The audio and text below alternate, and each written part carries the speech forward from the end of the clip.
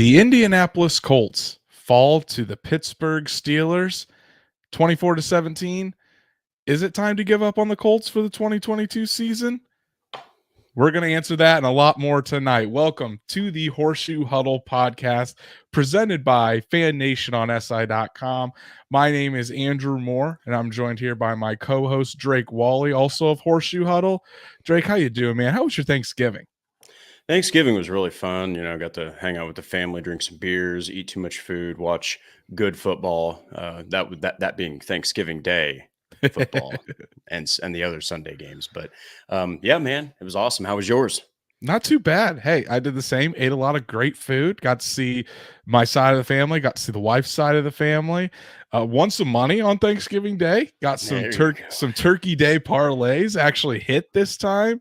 But so you love to see that. But then we got to Monday night and things kind of all went awry. So, but yeah, before we get into all of that, as always, go ahead and go follow the Horseshoe Huddle on Facebook. You give it that like. Follow on Twitter at Colts on FN. Subscribe to the YouTube channel. Subscribe.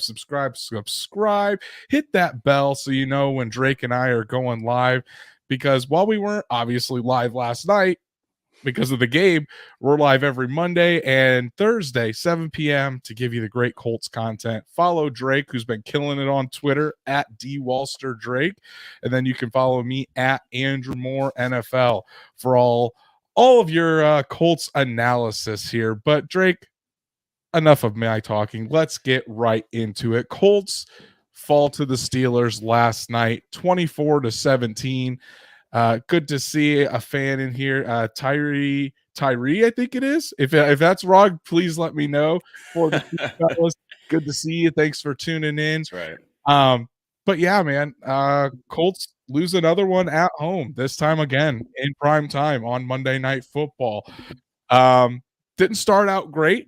Then the Colts got some life into them, and when the second half started, thought that maybe the Colts were going to be able to pull that one out and complete the comeback, and then just couldn't execute again in the fourth quarter. It seems like it's the same story over and over and over again. Bailey Savage, thanks for joining us. You're getting a little ahead of us here. We'll talk about the Colts Cowboys on Thursday, but hey, I will be there in Dallas. So if that Colts win happens 45-7, that'd be a pretty good. Let's get the Colts some of that confidence from Bailey. Yeah, absolutely. Yeah. But before we dive into any of the specifics, Drake, what are your thoughts, your gut reaction per se, on the Colts losing to the Steelers on Monday Night Football? Well, it really hurts just because you got a team that, in Kenny Pickett, which give him his due. He went out there and played well against a really difficult defense, but he's been a turnover machine basically. He's thrown a lot of picks, he's turned the ball over. They haven't really blocked well for him, and his wide receivers haven't really done the best at getting open. And it just seemed like there was a Herculean performance from everyone on the Steelers, and they played very well, almost uncharacteristically well. Just sucks that the Colts lost again. I think that's 8 now in a row since 2011 against the Steelers. Is that correct? Yeah. The Colts haven't beat the Steelers since 2008 when Jeff Saturday was the starting center for the Colts. And stats, Matt, good to see you, buddy. Is anyone really that surprised? And honestly, I'm not. I'm really not, because I go back to the old Dennis Green line. They are who we thought they were. This Colts team, and I said it last week. We didn't preview this game because of Thanksgiving, but I said this last week on our show. I don't think the Colts can score over 20 points. And if an opposing team can score more than 20 points, I think they pretty much wrapped the game up. And again, that proved to be true. The Colts got to 17 points, took the lead. Steelers were able to go on that long drive in the fourth quarter to go back up 24-17, and the Colts couldn't execute there on the final drive. Tim Milliken, again, appreciate you, man. Thanks for joining us. Pickett mostly led his receivers. Ryan's passes were behind our receivers. And we're definitely going to talk about all things Matt Ryan and this Colts offense tonight. And you know what? Let's get into it. Why not? The Colts offense, Drake. For me, it wasn't very again, I go back to kind of stats Matt's point. It wasn't surprising to see the Colts offense struggle. I did think that they were going to have a little, they weren't going to necessarily beat themselves like they did, because of the Steelers' porous pass defense. I mean, coming into the game, the Steelers were the 31st ranked pass defense in the entire NFL. That should scream a big day for Matt Ryan and his wide receivers, and it really wasn't on the receivers as much as it was on Matt Ryan. Let's get into it. What are your opinions on Matt Ryan? I'll let you go first because I've got a pretty damning take on Matt Ryan. So what's your take on the 15-year vet? I mean, I did a prediction piece where I had all the rest of the games after the Philly game, or no, after the Raiders game, as what the Colts were doing. I'm already now 1-1 because I thought they'd win this game, but I had Ryan over a prediction over 300 passing yards and Bold over 350. He was abysmal. I mean, he couldn't. He was afraid to take contact. He almost would. I don't know if anyone's watched mixed martial arts, but if someone goes for a takedown, you see the guy sprawl out. He was running, and instead of trying to get away from the defense that was attacking, he took the ball, held it in, looked at them, and slid himself back to avoid hits. He just almost accepted defeat, and it's just not a Ryan that I've seen ever in his career. It's the worst version, and I'm going on record as saying this is the worst version of Matt Ryan I have ever laid eyes on. Yeah, and I don't think you're out of the box, or really that's not really a hot take Yeah. by saying that. I mean, Matt Ryan was, I think, let me pull up the stats here, but he only had 199 yards passing, an interception, a touchdown, sacked twice, or sacked three times, excuse me, fumbled twice. It's just unacceptable. And the thing to me, and here's my take on Matt Ryan, he looks like he's finished at this point. He really does. And it's sad to say because Matt Ryan, the person, the teammate, the leader, fantastic, incredible. Hard to find a better guy in the NFL that's better than that. But when you watched him play last night, he looked like the game was too fast for him. As Stats Matt says, Ryan's passes until later in the game were late and or had low velocity, and I 100% agree with that. The balls were behind the receivers. It looked like he was just waiting for the sacks to get to him, and I understand that he's taken a beating this year, but at the same time, he just looked like he would give up way too early on plays, or he was seeing things late. He looked like a guy that needs to retire. And I don't think it's going to get any better, because when you look at the gauntlet that the Colts face in December, playing the Dallas Cowboys, then having a bye week, but then going up against the Minnesota Vikings, the Los Angeles Chargers, the New York Giants, all of those teams could very easily beat the Colts by 10 plus points or more. They're really good. And when you have a guy back there at quarterback in a quarterback driven league that can't produce for you and is playing to that level, turning the ball over, taking sacks for yards, not throwing the ball away, throwing to his receivers late, not able to escape pressure. I don't care. I mean, I don't care how good your team is in other places. You're not going to win very many games in the NFL. Well, and I think you're absolutely right. And I think we had a brief little conversation about this before we went on. Is that it's not only just him. I mean, he's a bad match for that line. They don't know what to do with him because they expect a guy, okay, if we somehow let people through, are you at least going to move out of the pocket? They're not ready for a guy to sit there and just let them get shoved into him because he's standing in one spot. Just like he's not used to running around very much. So it's been a bad pairing. It's also I think bad coaching. I'll even go ahead and call out Jeff Saturday. I think that just from top to bottom, the offense is completely broken with Matt Ryan at the helm. And I honestly think that they might not have been more efficient moving the ball, but they looked a little more comfortable almost when Sam Ellinger was, back there. And they knew that if they fell apart, he could at least get out of the pocket. Yeah, and this is kind of what your piece on the game focused on today was the combination of Matt Ryan with this offensive line. And to be honest with you, I thought the offensive line played a pretty good game last night overall. I mean, Jonathan Taylor was averaging over 4 yards a carry. The offensive line was opening up some holes for him. I think that overall against a Steelers front that has TJ Watt and Cameron Hayward and Alex Highsmith, the Colts played pretty well. I mean, TJ Watt matched up against Braden Smith. Yes, I was at the game, but I didn't see TJ Watt really have an impactful play all evening. And I know he's coming back from injury or everything, but Braden Smith pretty much held him down last night. Great game by Braden Smith. Cameron Hayward in the middle didn't really have as big of an impact as I thought he would. I mean, Quentin Nelson and Ryan Kelly even pretty much had a good game against him. Bernard Raymond held his own. Yes, he gave up the sack to Highsmith on that one play that Ryan fumbled, but Bernard Raymond altogether was the highest graded player by Pro Football Focus of the game last night for the Colts. Bernard Raymond played well. So I think the offensive line really, when they had a performance like that, the offensive line did enough for the Colts to win. Were they spectacular? No. Would you consider them a top unit? Hell no. Not even close. But the offensive line last night was not the problem. They did enough to win that football game last night. It was on Matt Ryan, really on the offensive side of the ball. It was on Matt Ryan. It was on the simplicity of the play calling. It was on the predictability of the play calling, kind of one of my pieces that I talked about last week. And the Steelers defense was just able to really tee off on it, in my opinion.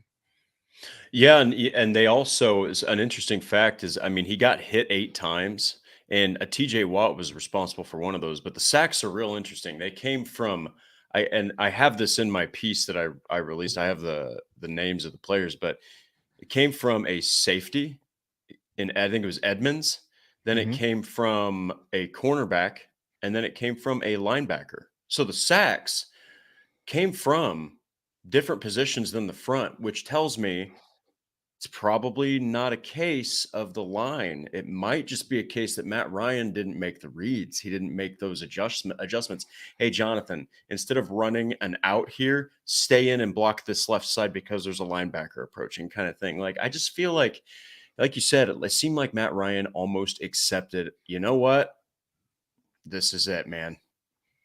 Yeah, it really did. He just accepted defeat, and I've never seen that. It's very alarming.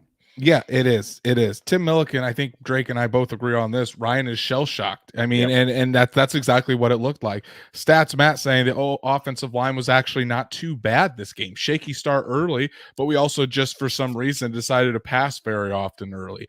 And again, it kind of gets back to the point that the passing early is fine, as long as you're not trying to force things like Matt Ryan was, or throwing late to receivers like Matt Ryan was.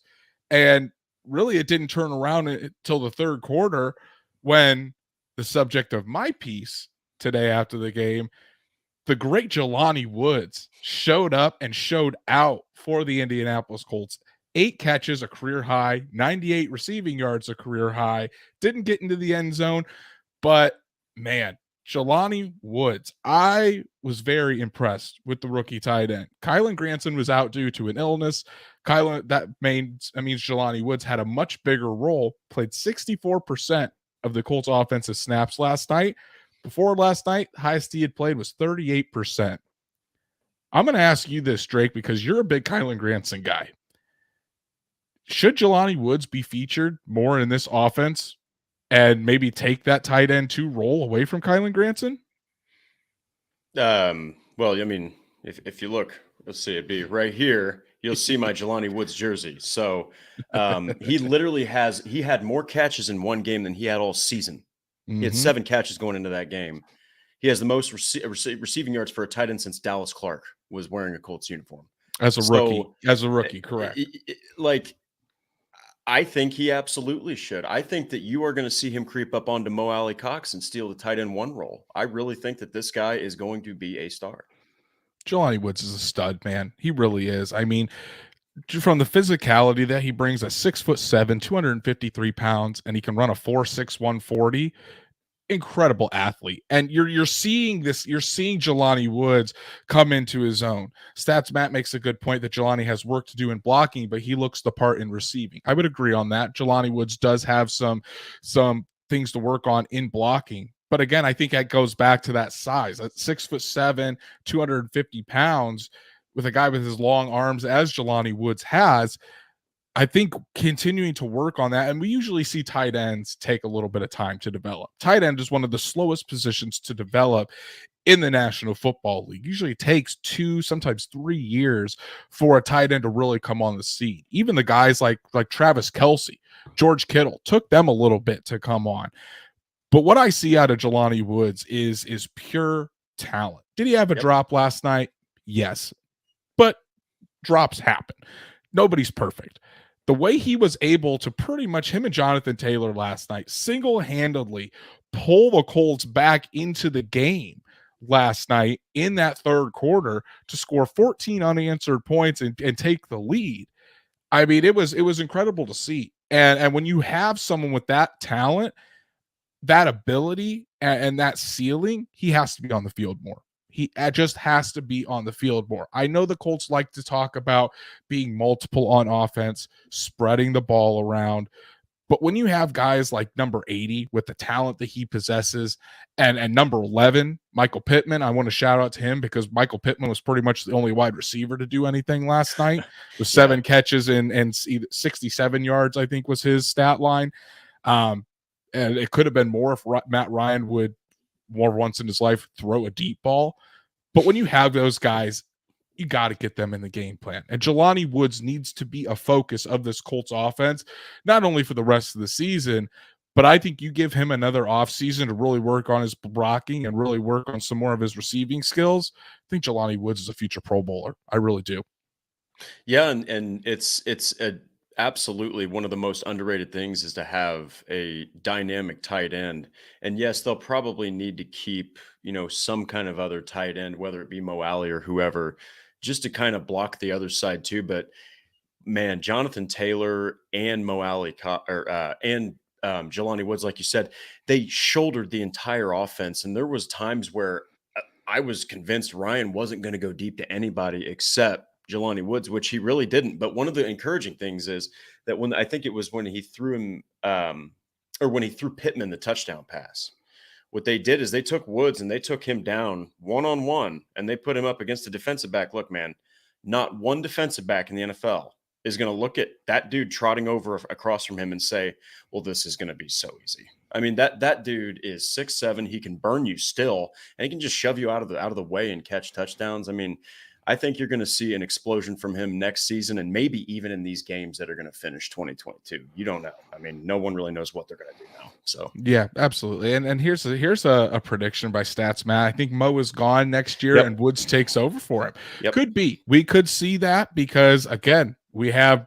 Drew Ogletree coming off that ACL. He should be ready by next year. That's a guy that had a very good training camp, very good preseason. We could very likely see him come out and take a one of those tight end roles as well. And then Tim Milliken makes a very interesting point. Colts always talking about what they want to do instead of doing what's realistically available to them and scheme off that reality. And this kind of points to something. We've been talking about the offense for almost 20 minutes now, so we want to wrap it up. But it points to a bigger point that I've noticed for a long time. And it's, you have these big wide receivers. You have 6'4" Michael Pittman. You have 6'3" Alec Pierce. You have 6'5" Mo Alley Cox. You have 6'7" Jelani Woods. You have 6'5" Mike Strawn. And you hardly ever see the Colts throw the ball up in the air and have these big wide receivers, big tight ends go up and grab the ball in the red zone.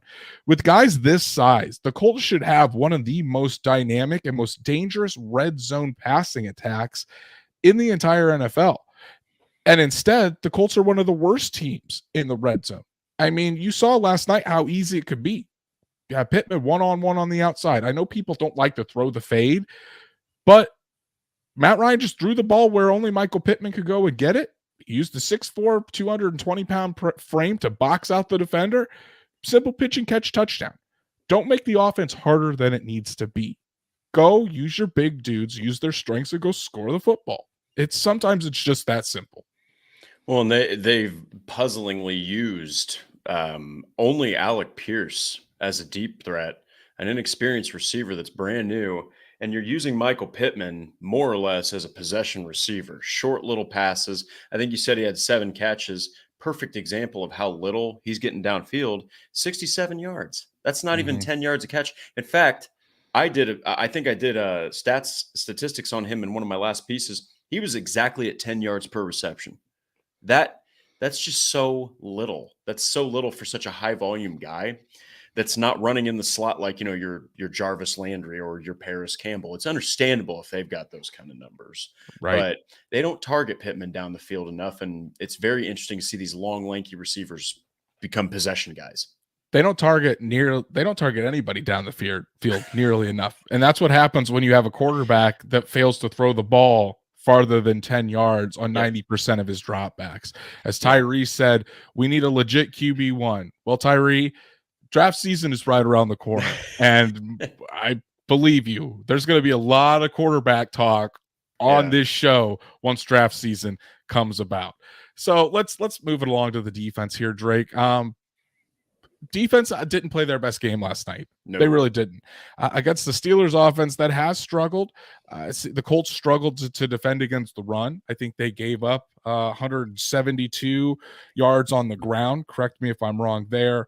But let me see. Yeah, 172 yards on the ground to the Steelers. They had a 4.8 yards per carry average.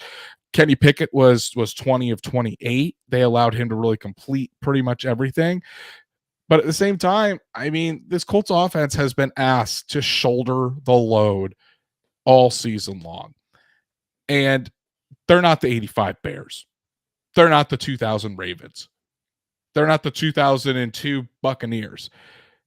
They are a solid, good, sometimes great defense. But to ask them to carry it for so long, one of these performances was bound to happen where they had an average to below average game.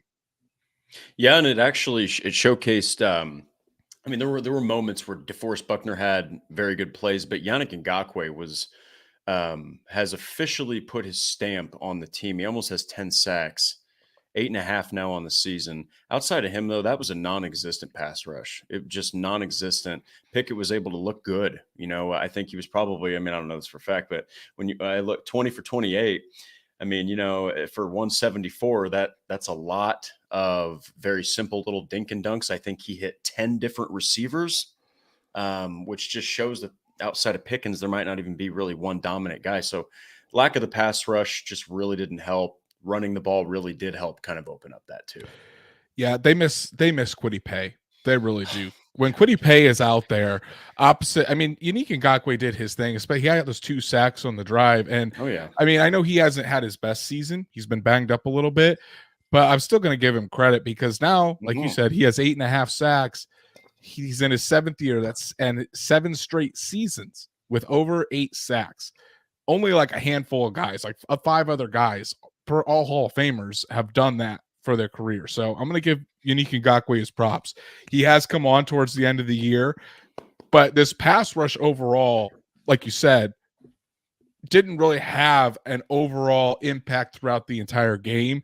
And I think it's because Quiddy Pay's not out there. You're asking Dio Odagbo to be out there. Yes, does Dio have some quality snaps? Sure, absolutely.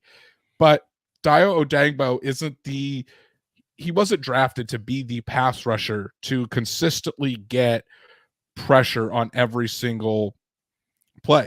He's more of a guy that you can use inside and out to help set the edge and run, help block guys in the middle with his huge frame. Quiddy Pay was drafted to be that pass rusher. And when Quiddy Pay has been healthy this year, Quiddy Pay has been just as good, if not even a little better, in my opinion, than Unique Ngakwe in terms of overall play, setting the edge, and creating pressure on the opposing quarterback. Quiddy Pay, there was a chance he could play. He ended up getting downgraded to out. We'll see if he's there and available against Dallas. But I think this pass rush misses Quiddy Pay a lot more than people are talking about. Well, and you also saw Pickett roll to the right a lot, which just showed that there wasn't anyone out there kind of like you said, setting the edge because Pickett can run. Okay, Mhm. Pickett can definitely get out of that pocket and scramble around, and he did. I think I don't know how many she had, but he had at least 30, 35 rushing yards. And so some of that was just running to the right. Some of it was running up the middle, obviously, but you could just tell there wasn't an edge set. You could tell that the pressure was coming from the blind side, which would, since he's right-handed like most, he could still run away. There's no one else out there. There was no contain. You could just see the lack of, not having Quiddy Pay out there. So you're absolutely right. Yeah, and stats, Matt, another good point. Wasn't their best game, but 19 of the first 22 Yeah. minutes, the defense was on the field. That's They become a were problem. they were gassed. This defense just becomes gassed every single game, and when they're on the field that much, there's no wonder that they start giving up yardage, because you can't expect your defense to be out there for over half the game multiple times or multiple games in a row and expect good things to happen. Taryn, it's good to see you, buddy. Colts defense always struggles against Mike Tomlin. That was Very the case true. with Ben Roethlisberger, and I think a lot of Colts fans even thought that since Big Ben isn't there, the Steelers' offense isn't going to be that great. But they just kept chipping away, and the Steelers always play very hard-nosed football.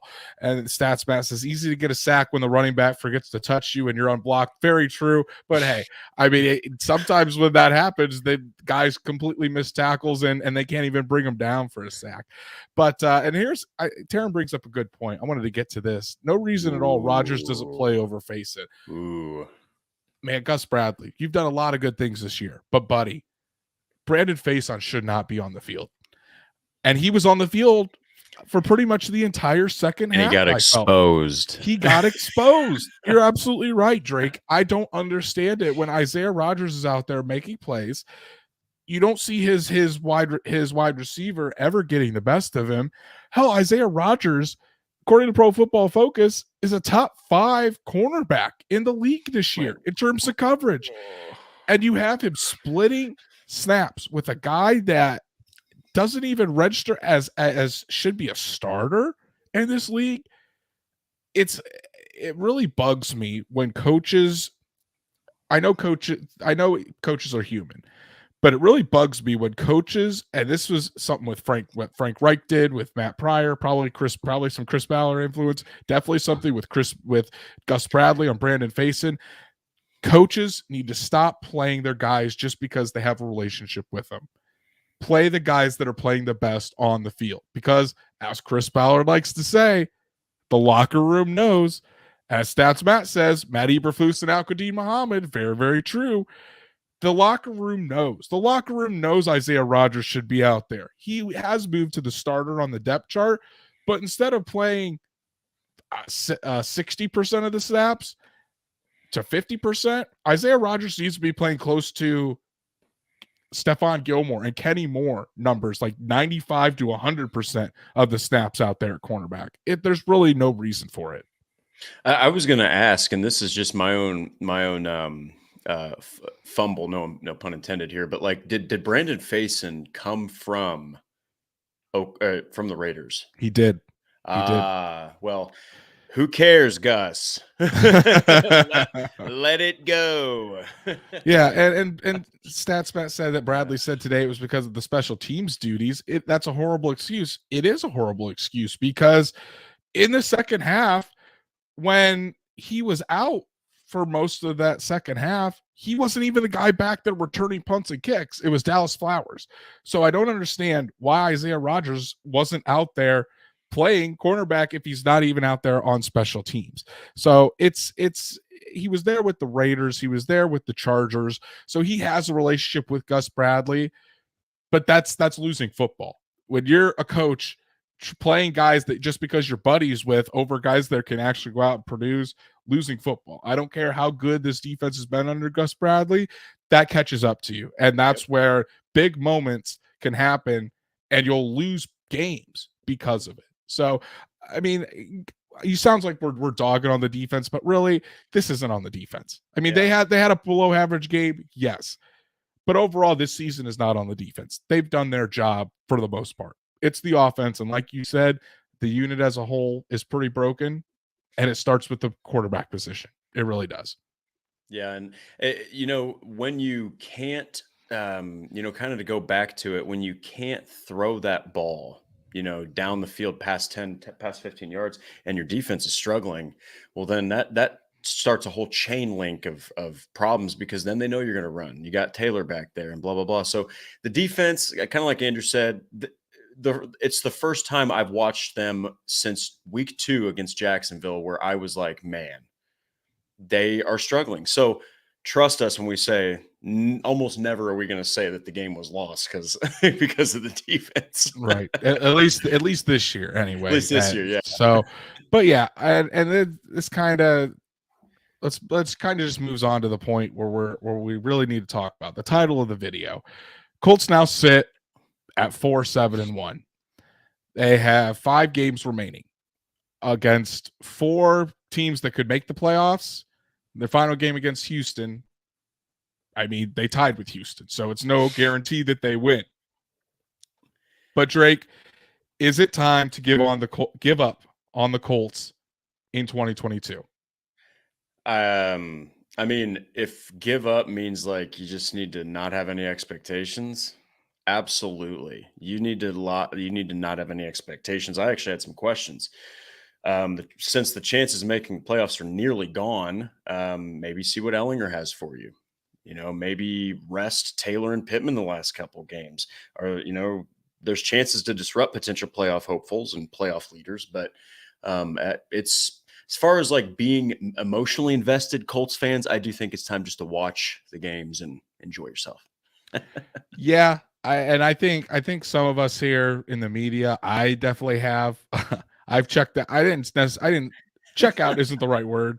But for me, the hopes of this season ending in a playoff berth were gone weeks ago. It was gone as soon as Matt Ryan was benched for Sam Ellinger, and as soon as the owner started meddling. This Colts team for 2022, I don't see a way they make the playoffs. I don't see a way things are getting better. I've seen people on social media say, well, give them a chance under Jeff Saturday. Jeff Saturday's had 3 games now. The Colts maybe have a little bit more energy, but overall, they're the same Colts team. They can't get out of their own way offensively. They have too many turnovers, and the defense carries them for 3 quarters, then gets gassed at the end. The Colts can't capitalize on their opportunities. It's just a bad football team. And I'm not bashing I'm not trying to tear the Colts down. I'm just trying to be realistic at this point. This is a bad football team. And when you have with the margin of error so small in the NFL, good teams make the plays and capitalize on their opportunities. Good teams take the ball and score against the Philadelphia Eagles, or put their foot on the throat of the Philadelphia Eagles when you have them down like that.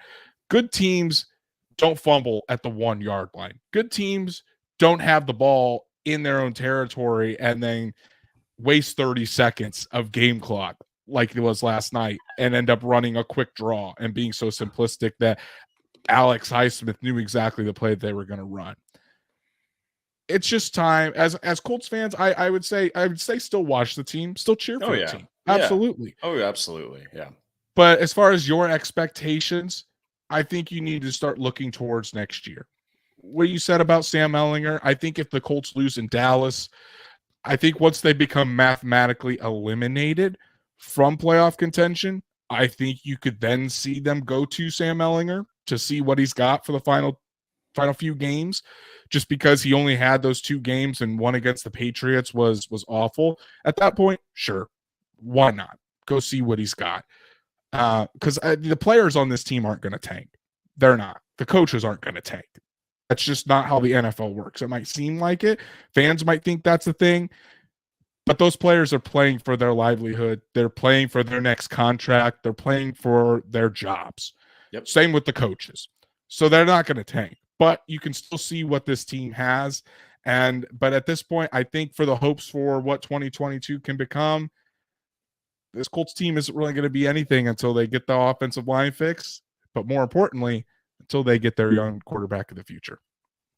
Yeah, and I think that you're going to be seeing, me personally, I'm going to look at guys like Woods. I'm going to look at guys like Pierce. Mm-hmm. I'm going to look at guys like Raymond, and even if he gets some freaking field time, maybe Isaiah Rodgers, maybe Zaire Franklin. Listen, Colts fans, there are so many pieces on that team that should give you reason to celebrate the future. If the right moves are made, you could keep them. But I agree. I think that if there is a loss in Dallas, you know, and even now, you should just enjoy the games and kind of look forward to the offseason, because it is very fair to say it's not even a prediction.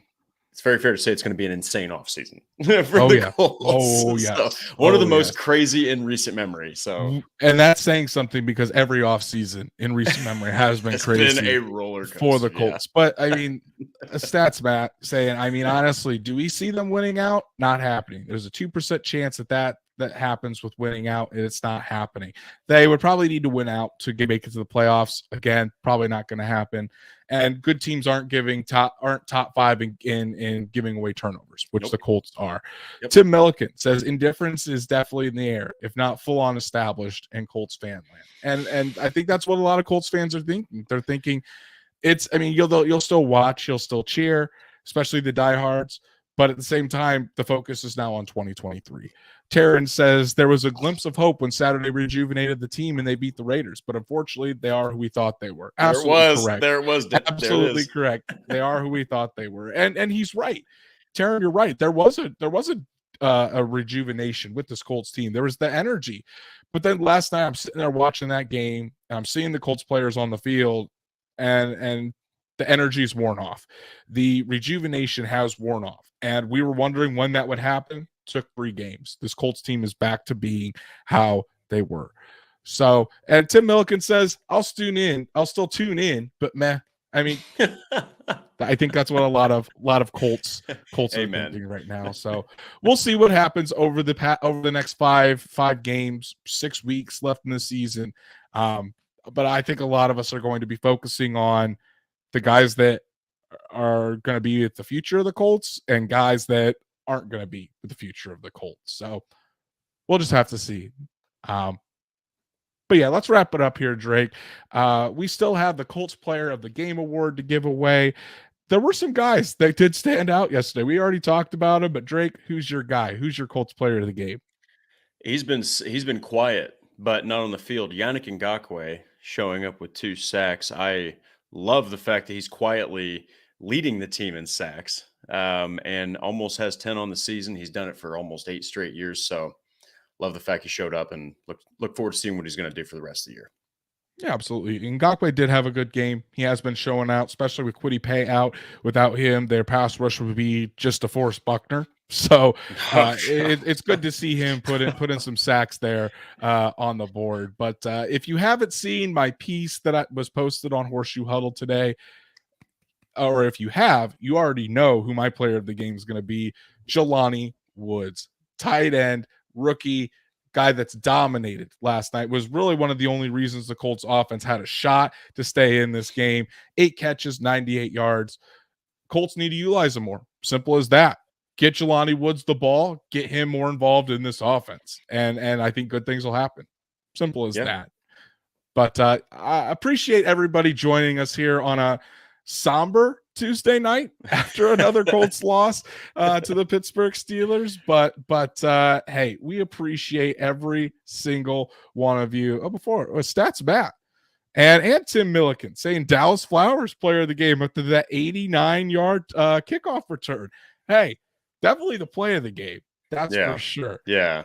But as always, appreciate every single one of you for tuning in. Please go follow us at Horseshoe Huddle, like on Facebook, follow on Twitter at Colts on FN, subscribe on YouTube. Help us get that subscribers numbers up. The higher the subscriber numbers, the more people we can reach, more comments, more interaction we're going to get on this show. You can follow Drake at DWalster Drake. I'm at Andrew Moore NFL. Appreciate Stats Matt, Tim Milliken, Taryn, Tyree, all of you guys for joining in the chat and making this show what it is. Just a great, fun show for Colts fans. Get to listen to Drake and I chat about the Colts Tuesday, but Monday and Thursday night. So we will be back on Thursday night to preview the Colts Cowboys game at AT&T Stadium. We'll do that show right before I head off to bed, since my flight is at 6 a.m. on that morning to head out to Dallas. But for Drake, I'm Andrew. We'll see you guys Thursday night.